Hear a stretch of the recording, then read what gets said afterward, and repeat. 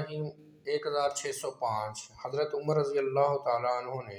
حجر اسود کو مخاطب کر کے فرمایا، میں یقیناً جانتا ہوں کہ تو ایک پتھر ہے، کسی کو نقصان یا نفع نہیں دے سکتا،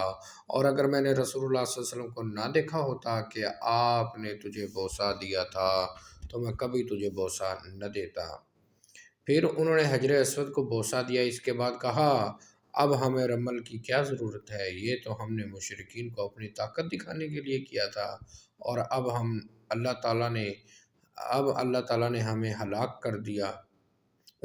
کر دیا ہے۔ پھر کہنے لگے، جو کام نبی صلی اللہ علیہ وسلم نے کیا ہم اسے ترک کرنا پسند نہیں کرتے۔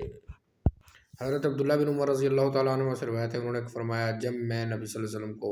ان دونوں کونوں کا استلام کرتے دیکھا ہے،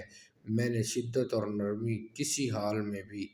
ان کا استلام کرنا ترک نہیں کیا۔ حضرت عبداللہ بن عمر رضی اللہ تعالیٰ عنہما سے روایت ہے، انہوں نے فرمایا، جب سے میں نے نبی صلی اللہ علیہ وسلم کو ان دونوں کونوں کا استلام کرتے ہوئے دیکھا ہے، میں نے شدت اور نرمی کسی حال میں بھی ان کا استلام کرنا ترک نہیں کیا۔ 1607 حضرت ابن عباس رضی اللہ تعالیٰ عنہما سے روایت ہے، انہوں نے فرمایا، نبی صلی اللہ علیہ وسلم نے حجۃ الوداع میں ایک اونٹ پر سوار ہو کر طواف کیا، آپ چھڑی سے حجر اسود کا استلام فرماتے، یعنی چھونا، چھڑی سے حجر اسود کا دور سے اشارہ کرتے، اسود کا چھونا، استلام کرنا۔ 1605 606 607 صحیح بخاری